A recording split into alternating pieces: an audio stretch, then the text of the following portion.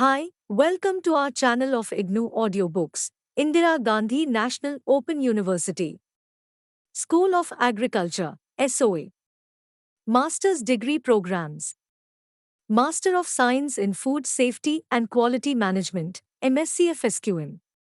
First year, MVP-004 Food Safety and Quality Management Systems, Block-1 Management Systems, Auditing and Accreditation. Unit-1 Introduction to Management Systems. 1.0 Objectives. The aim of this unit is to introduce us to international standards representing different management systems. After reading this, we shall become familiar with the following management system standards. These standards are applicable to all industries including food industry. A. ISO 9001, 2000.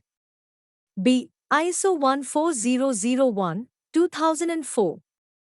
C. OSAS 18001, 1999, and D. ISO 27001, 2005. The following standards are applicable specifically to food industry. A. ISO 22000. B. BRC Food. C. IFS. D. SQF. E. HACCP. 1.1 Introduction. The management system of an organization is a system to establish policy and objectives and to achieve those objectives. Management systems encompass all possible spheres of life, industrial and non-industrial. They include quality management, environmental management, food safety management, occupational health and safety management, information security management. These management standards are prepared by international organization for standardization, ISO. It is located in Switzerland, Geneva, and was established in 1947 to develop common international standards in many areas.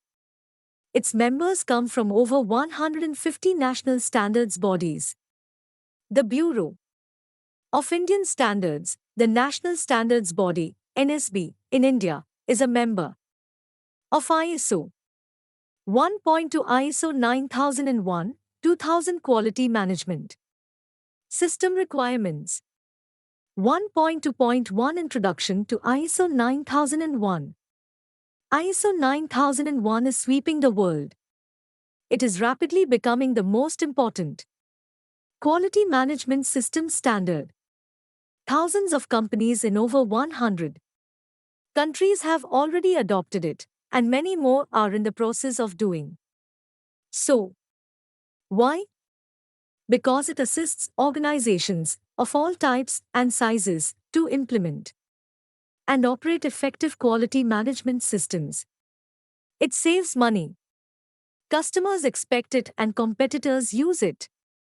ISO 9001 applies to all types of organizations. It doesn't matter what size they are or what they do. It can help both product and service-oriented organizations achieve standards of quality that are recognized and respected throughout the world. 1.2.2 ISO 9000. The term ISO 9000 refers to a set of quality management standards. ISO 9000 currently includes 3 quality management system standards: ISO 9000, 2005, ISO 9001, 2000 and ISO 9004, 2000. ISO 9001, 2000 presents requirements, while ISO 9000, 2005 deals with fundamentals and vocabulary. And ISO 9004, 2000 presents guidelines for performance improvements. All of these are system standards, not product standards. ISO's purpose is to facilitate international trade by providing a single set of standards that people everywhere would recognize and respect. The ISO 9000, 2000 standards apply to all kinds of organizations in all kinds of areas.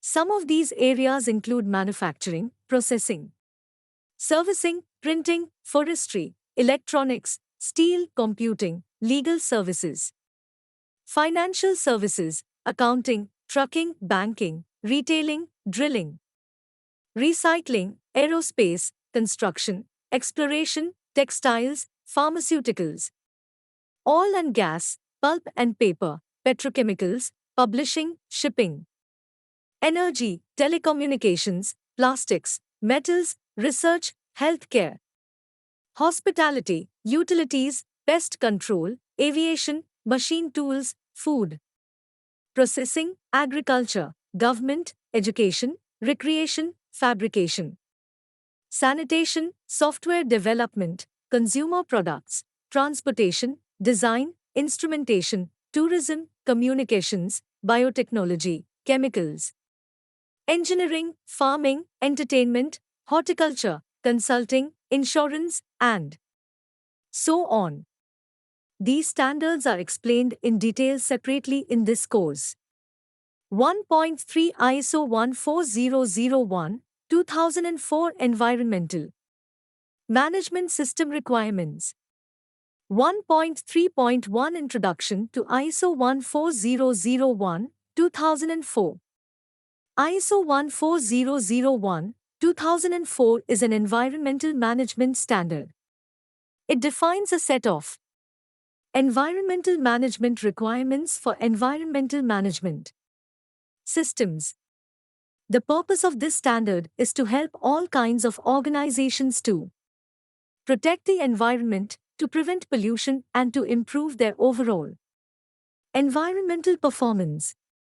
This standard was first published as ISO 14001, 1996 and was revised as ISO 14001, 2004. Since it was first published in 1996, ISO 14001 has rapidly become the most important environmental standard in the world. Thousands of organizations use it, environmentalists support it, and governments actively encourage its use. ISO 14001 applies to all types of organizations. It doesn't matter what size they are or what they do. 1.3.2 How to use ISO 14001. If you don't already have an environmental management system, EMS, you can use this ISO 14001 standard to establish one. And once you have established your EMS, you can use it to manage the environmental aspects of your organization's activities, products, and services, and to improve its overall environmental performance.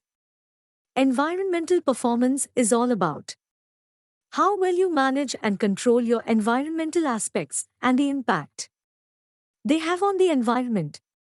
You can also use this standard to demonstrate that you are doing everything you can to protect the environment and improve your environmental performance.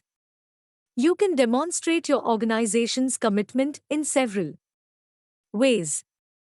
1. You can simply announce to the world that your EMS complies with the ISO 14001 standard, if it actually does. 2. You can ask your customers or other interested parties to confirm that your EMS complies with the ISO 14001 standard. 3. You can ask an ISO 14001 registrar or external auditor to verify that your EMS complies with the ISO 14001 standard.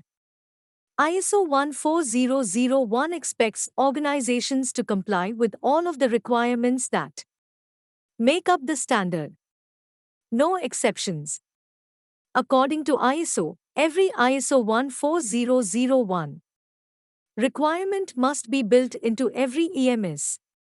However, the size and complexity of environmental management systems vary quite a bit. How far you go is up to you. The size and complexity of your EMS, the extent of your documentation, and the resources allocated to it will depend on many things.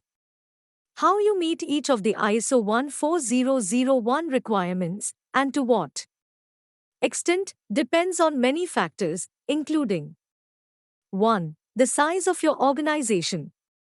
2. The location of your organization. 3. The scope of your organization's EMS. 4. The content of your environmental policy. 5. The nature of your activities, products, and services. 6. The environmental impact of your environmental aspects. 7. The legal and other requirements that must be met.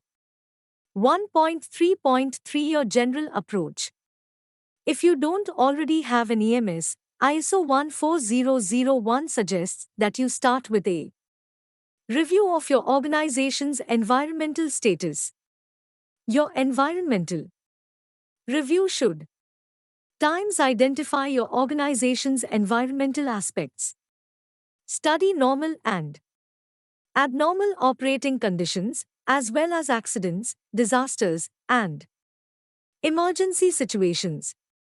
Identify the environmental aspects associated with all operating conditions and situations. Times clarify the legal and other requirements that apply to your organizations. Environmental aspects. Legal requirements include national and international as well as local and regional laws and regulations. Other requirements include agreements that have been established with governments, customers, community groups, and others, as well as commitments, guidelines, principles, or codes of practice that influence how your environmental aspects ought to be handled. Times examine your organization's current environmental management policies, procedures, and practices. Pay special attention to your organization's purchasing and contracting policies, procedures, and practices. Times define the scope of your EMS. When ISO 14001 asks you to define the scope of your EMS, it is asking you to define its boundary. You can choose to apply ISO 14001 to the entire organization or only to a specific operating unit or facility. Once you have made this decision, you have defined the scope or boundary of your EMS. Henceforth, all activities, products, and services that fall within this boundary must comply with the ISO 14001 standard. Once you have considered the above factors, you can begin the development of your organization's unique environmental management system. But if you have already established an EMS and you simply need to update it to meet the new standard, you need to do a gap analysis. A gap analysis will compare your current EMS with ISO 14001, 2004 standard. This comparison will pinpoint the areas that fall short of the standard, the gaps. Once you know where to focus your attention, you can begin to make the changes that are needed to comply with the ISO 14001, 2004 standard. 1.3.4 Application. This international standard specifies requirements for an environmental management system to enable an organization to develop and implement a policy and objectives which take into account legal requirements and other requirements to which the organization subscribes, and information about significant environmental aspects. It applies to those environmental aspects that the organization identifies as those which it can control and those which it can influence. It does not itself state specific environmental performance criteria. 1.3.5 Structure and Interpretation. Clause subclause number, clause subclause title, and clause subclause content. Introduction. This discusses the need for implementation of this standard. The methodology PDCA on which the model is based is explained as follows. Plan, Establish the objectives and processes necessary to deliver results in accordance with the organization's environmental policy. Do. Implement the processes. Check, monitor and measure processes against environmental policy, objectives, targets, legal and other requirements, and report the results. Act, take actions to continually improve performance of the environmental management system. Clause Subclause 1 Scope specifies basis of requirements and applicability criteria. Clause Subclause 2 Normative reference. No normative reference are cited. Clause Subclause 3 Terms and definitions. 20 key terms are defined. The terms are as follows. 3.1 Auditor, 3.2 Continual improvement, 3.3 Corrective action, 3.4 Document, 3.5 Environment, 3.6 Environmental aspect, 3.7 Environmental impact, 3.8 Environmental management system, 3.9 Environmental objective, 3.10 Environmental performance, 3.11 Environmental policy, 3.12 Environmental target, 3.13 Interested party, 3.14 Internal audit, 3.15 Non-conformity, 3.16 Organization, 3.17 Preventive action, 3.18 Prevention of pollution, 3.19 Procedure, 3.20 Record. Clause Subclause 4 Environmental management system requirements. Clause Subclause 4.1 General requirements. Requirement of establishing, documenting, implementing, maintaining and continually improving an environmental management system is stated. Requirement of defining and documenting the scope of the environmental management system is stated.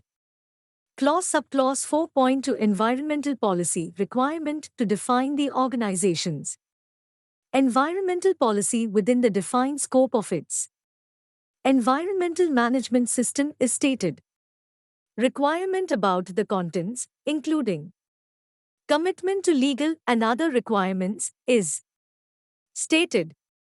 Requirement for a commitment to continual improvement and prevention of pollution.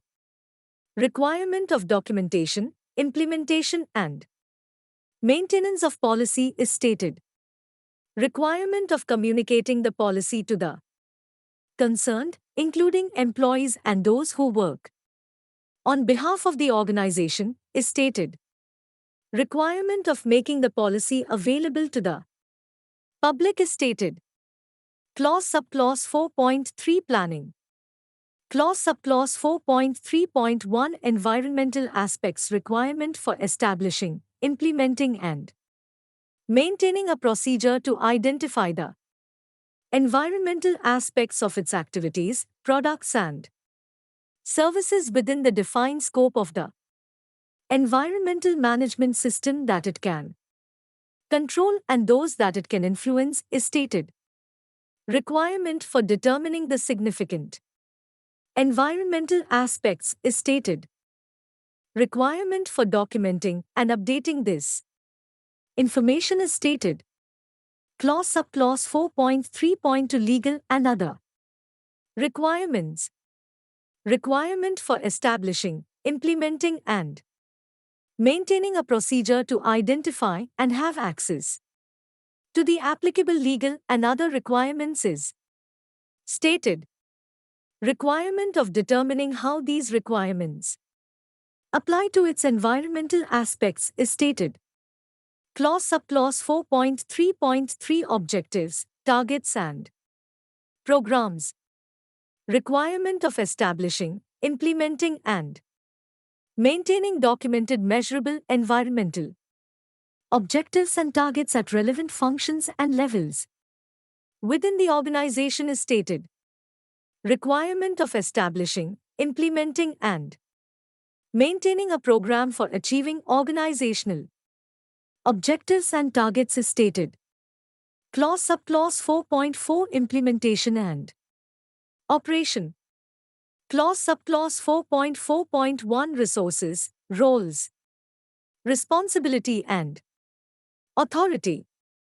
Requirement of ensuring the availability of resources essential to establish, implement, maintain and improve the environmental management system is stated. Requirement of defining, documenting and communicating the roles, responsibilities and authorities is stated. Requirement of appointing a management representative is stated. Clause Subclause 4.4.2 Competence, Training and Awareness.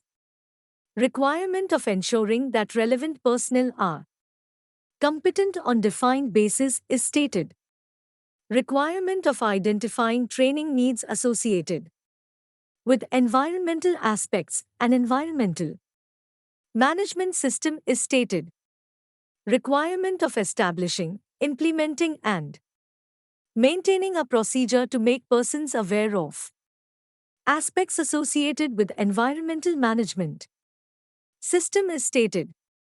Clause Subclause 4.4.3 Communication. Requirement of establishing, implementing and maintaining a procedure for internal and external communication is stated.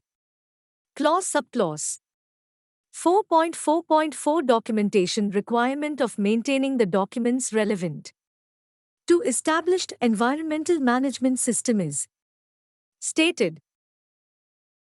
Clause Subclause 4.4.5 Control of documents. Requirement of establishing, implementing and maintaining a procedure to control the documents relevant to established environmental management system is stated. Clause Subclause 4.4.6 Operational Control. Requirement of establishing, implementing and maintaining a procedure related to identified environmental aspects is stated. Clause Subclause 4.4.7 Emergency Preparedness and Response. Requirement of establishing, implementing and maintaining a procedure for identifying, reviewing and responding to emergency situations and testing them is stated. Clause Subclause 4.5 Checking. Clause Subclause 4.5.1 Monitoring and Measurement.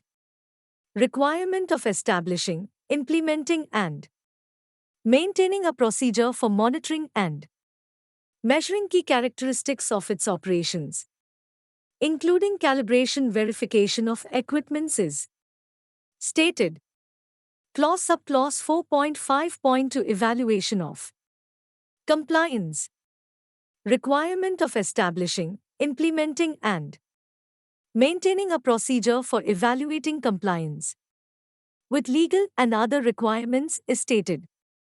Clause Subclause 4.5.3 Nonconformity. Corrective action and preventive action. Requirement of establishing, implementing and maintaining a procedure for nonconformities and taking corrective and preventive actions is stated. Clause Subclause 4.5.4 Control of records. Requirement of establishing, implementing and maintaining a procedure for maintaining relevant records is stated. Clause Subclause 4.5.5 Internal audit. Requirement of establishing, implementing and maintaining a procedure for planning, conducting, reporting and recording internal audits is stated. Clause Subclause 4.6 Management Review. Requirement of reviewing the organization's environmental management system at planned intervals is stated. Clause Subclause Annex A Guidance on the use of the standard.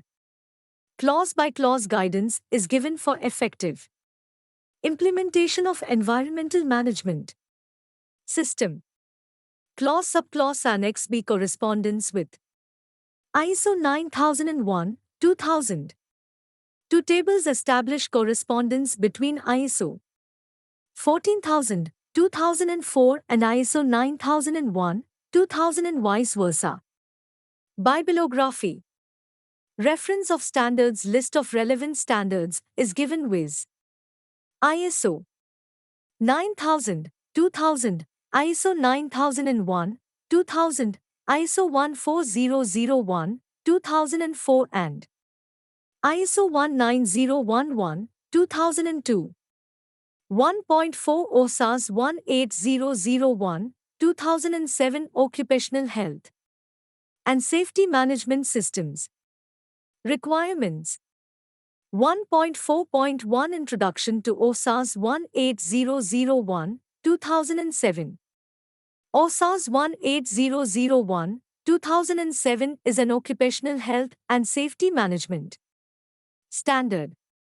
It defines a set of occupational health and safety (OHANS) management requirements for occupational health and safety management systems (OSIMS). OSAS 18001, 2007 was developed by the OSAS Project Group, a consortium of 43 organizations from 28 countries. This consortium includes national standards bodies, registrars, certification bodies, OHANS institutes, and consultants. This new OSAS 18001, 2007 standard was officially published during July of 2007. It cancels and replaces OSAS 18001, 1999.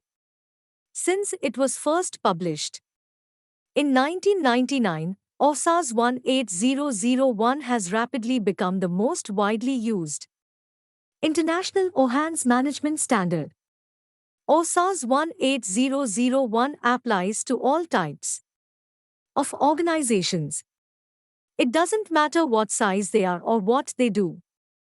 The purpose of OSAS 18001 is to help organizations to manage and control their OHANS risks and to improve their OHANS performance. They can achieve this purpose by developing an OSIMS that complies with OSAS 18001. An OSIMS is a network of interrelated elements. These elements include responsibilities, authorities, relationships, functions, activities, processes, practices, procedures, and resources. These elements are used to establish OHANS policies, plans, programs, and objectives. Certainly, the concept of an OSIMS is rather abstract.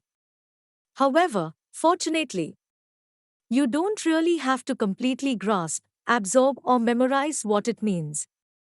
Simply by meeting all of the OSAS 18001 requirements, Part 4, you will automatically establish an integrated OSIMS for your organization. 1.4.2 How to use 18001 OSAS 18001, 2007. If you don't already have an occupational health and safety management system, OSIMS, you can use this OSAS 18001 standard to establish one. And once you have established your organization's OSIMS, you can use it to manage and control your OHANS risks and to improve your OHANS performance. OSAS 18001 expects organizations to comply with all of the requirements that make up the standard.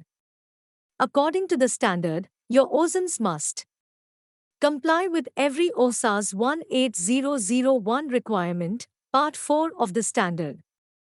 However, the size and complexity of OSIMS vary quite a bit. How far you go is up to you.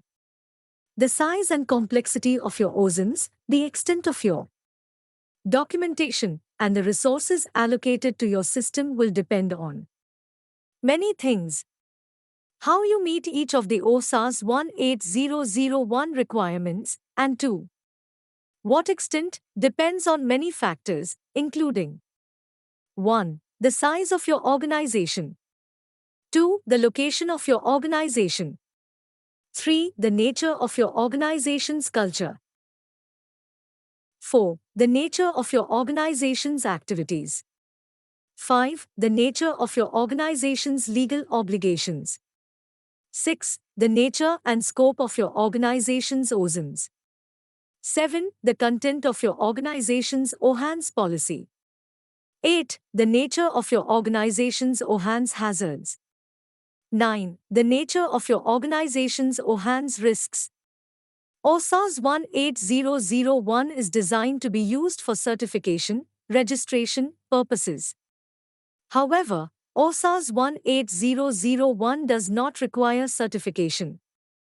You can be in compliance without being formally certified, registered.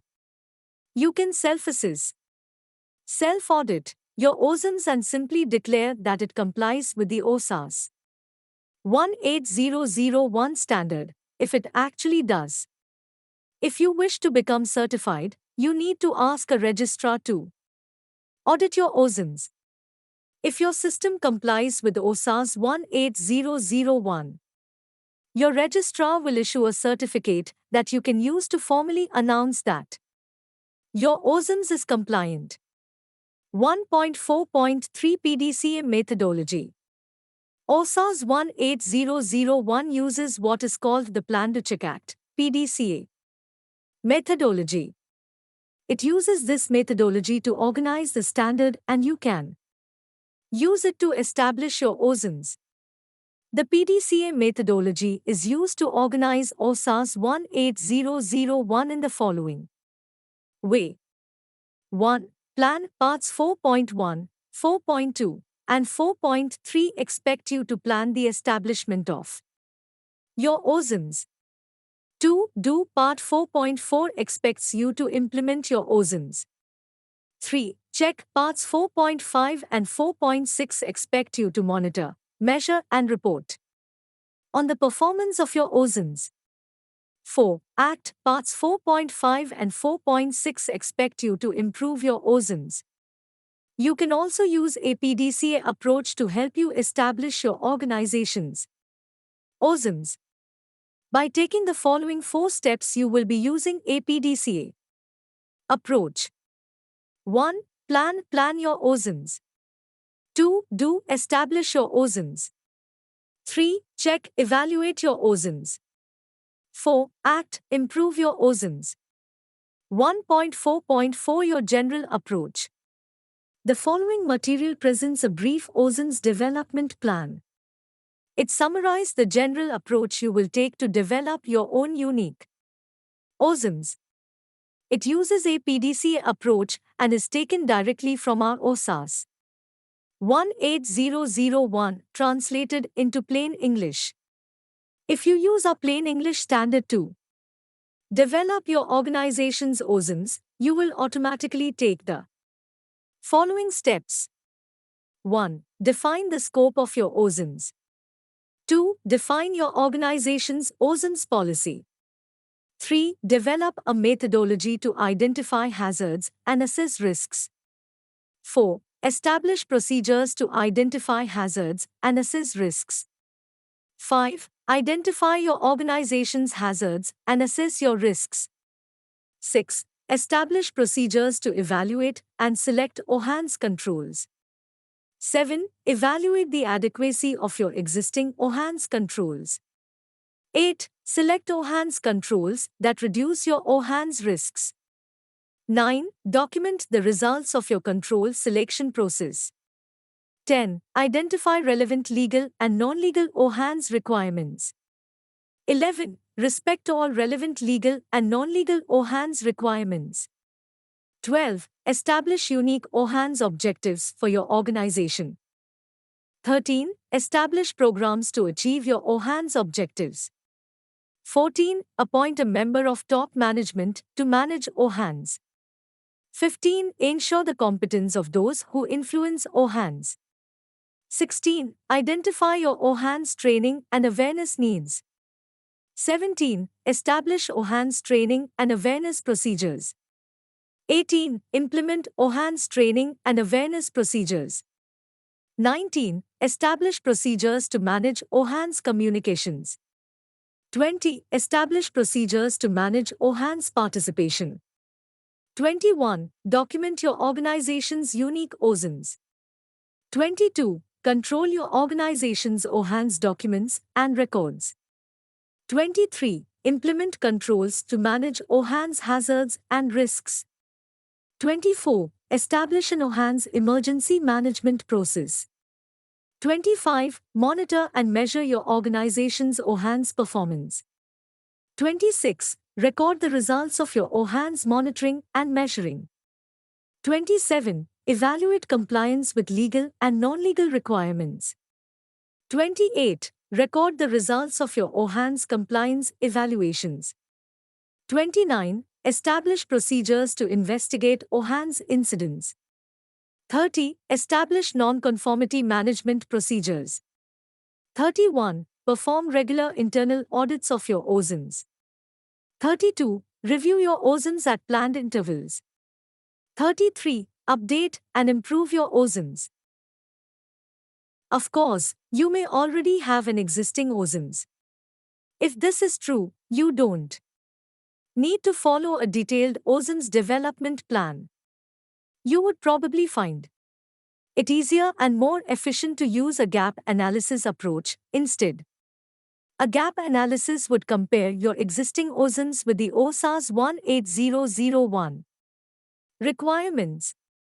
Such a comparison would pinpoint the areas that fall short of the standard, the gaps. By focusing on filling your unique occupational health and safety gaps, you will soon comply with the OSA's 18001 standard. If you already have an existing OSINs, a gap analysis is more targeted and efficient. It is more targeted and efficient because it takes an incremental approach and ignores areas that already comply with the standard.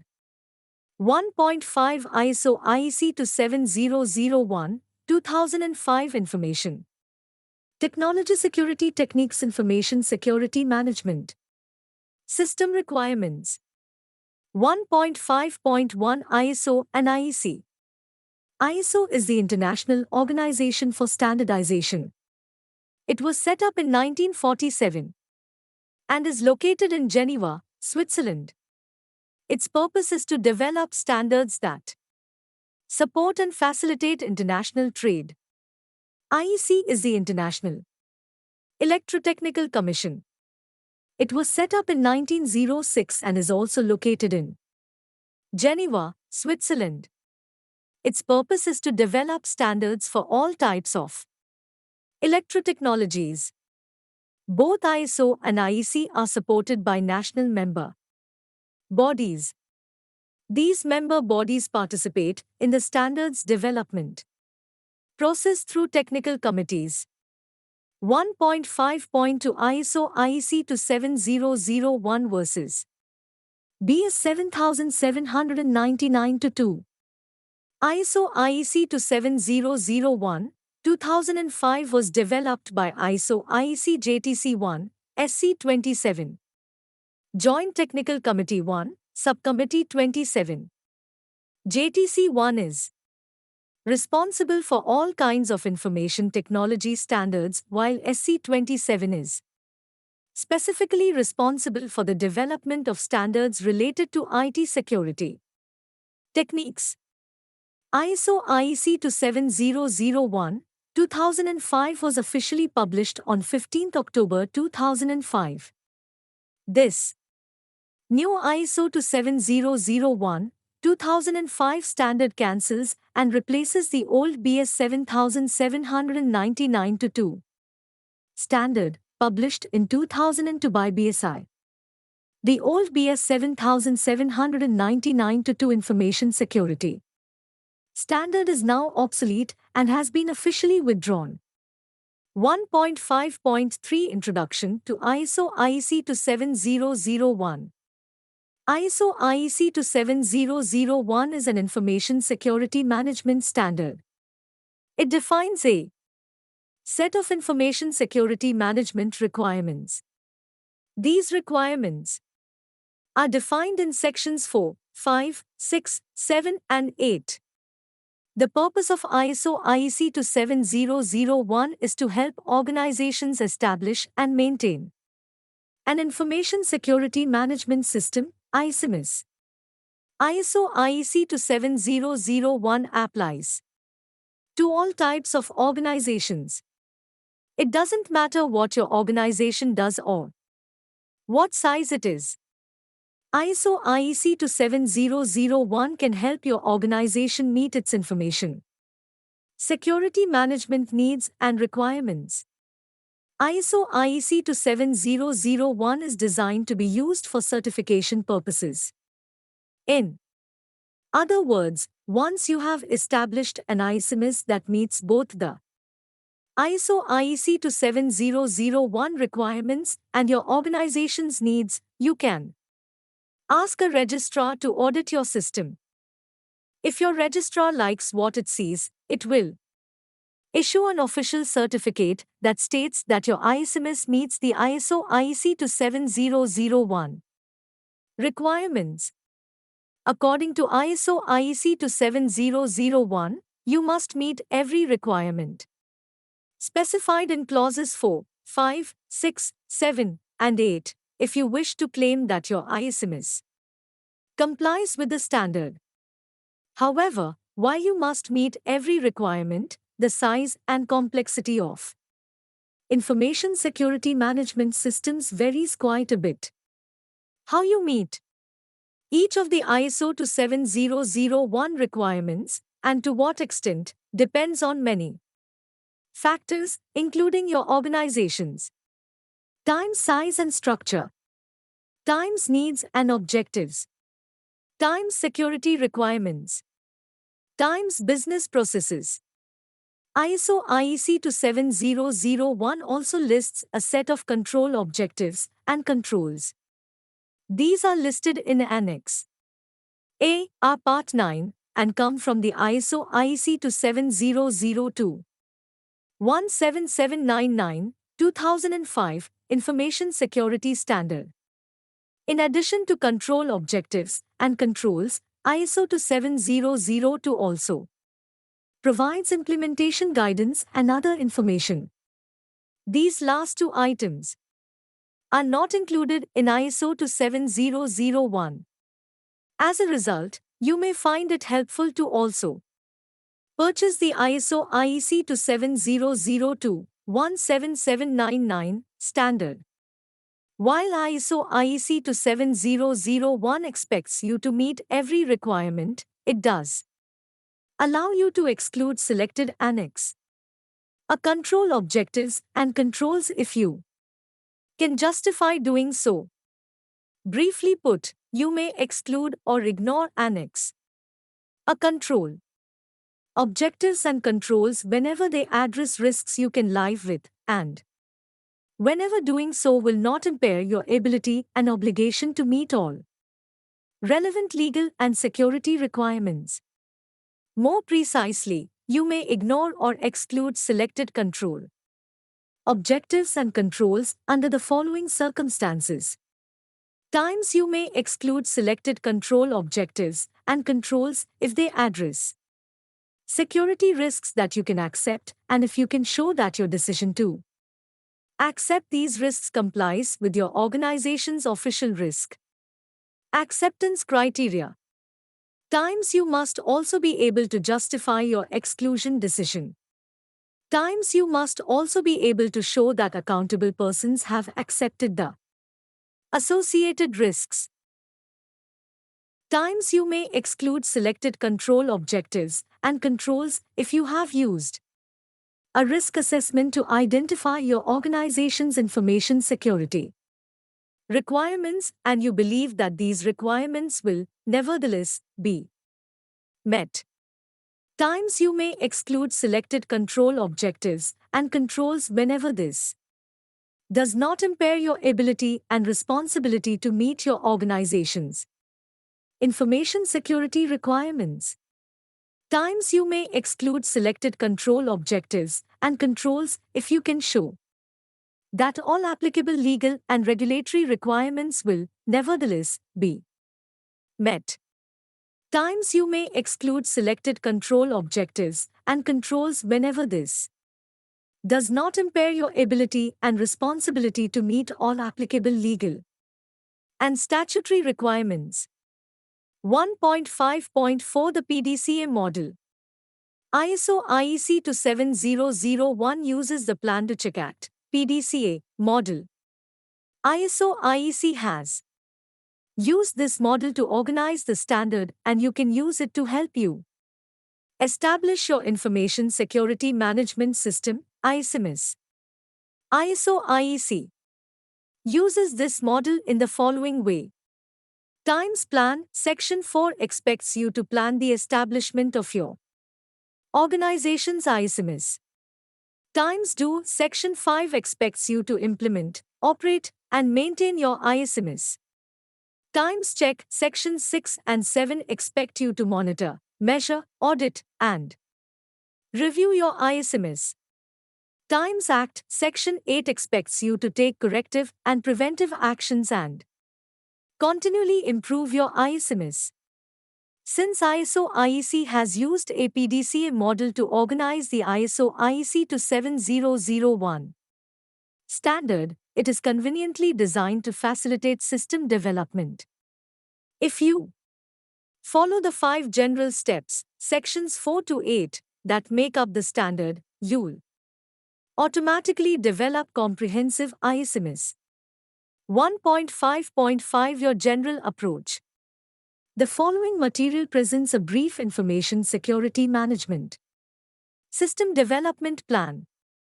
It summarizes the general approach you will take to develop your own unique ISMS. It uses a PDCA approach and is taken directly from our plain English version of the standard. If you use our plain English standard to develop your organization's ISMS, you will automatically take the following steps. 1. Define the scope and boundaries of your ISMS. 2. Define your organization's ISMS policy. 3. Define your approach to risk management. 4. Identify your organization's security risks.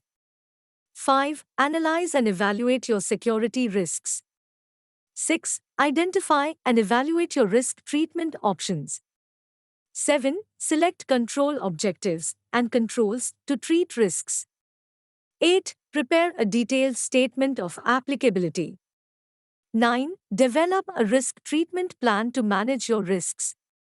10. Implement your organization's risk treatment plan. 11. Implement your organization's security controls.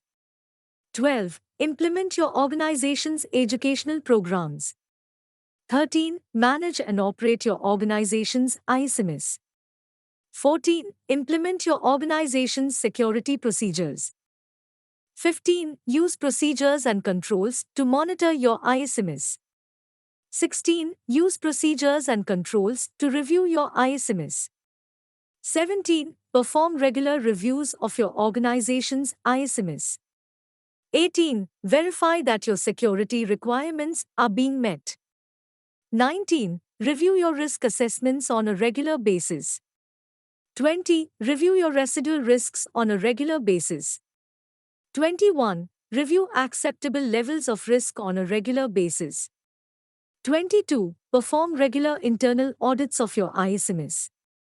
23. Perform regular management reviews of your ISMS. 24. Update your organization's information security plans. 25. Implement ISMS improvements.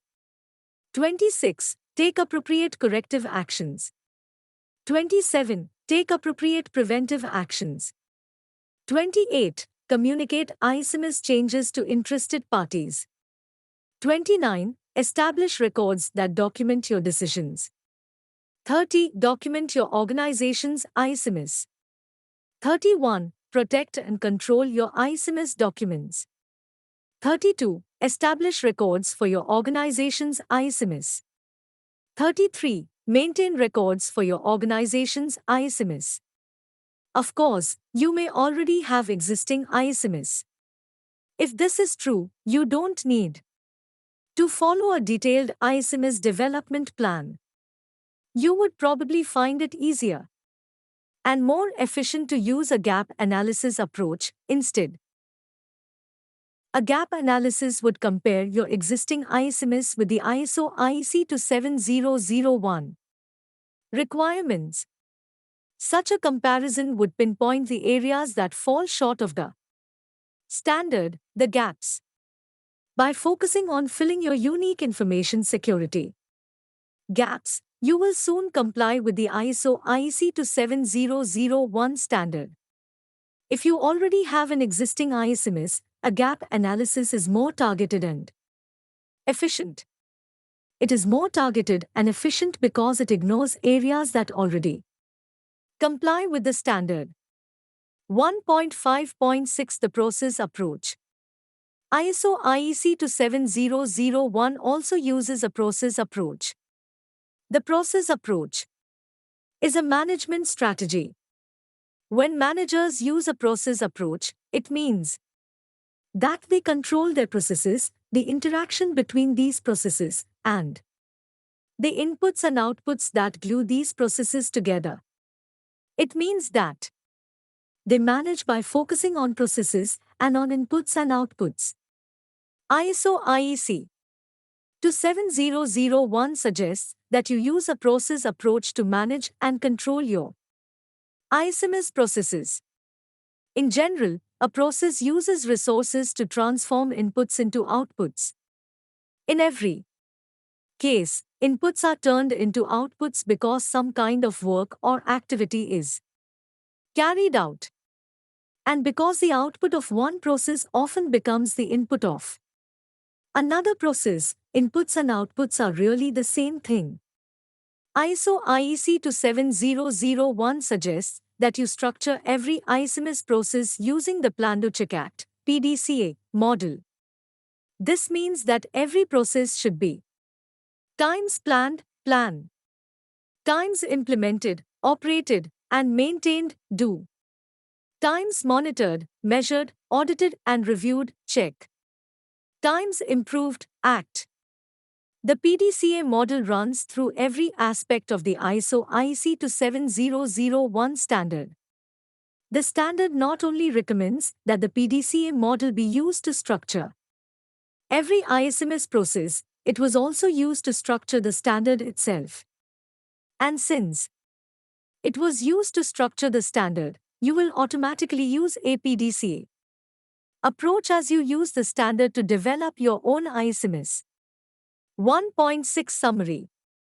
This unit introduced us to international standards representing different management systems.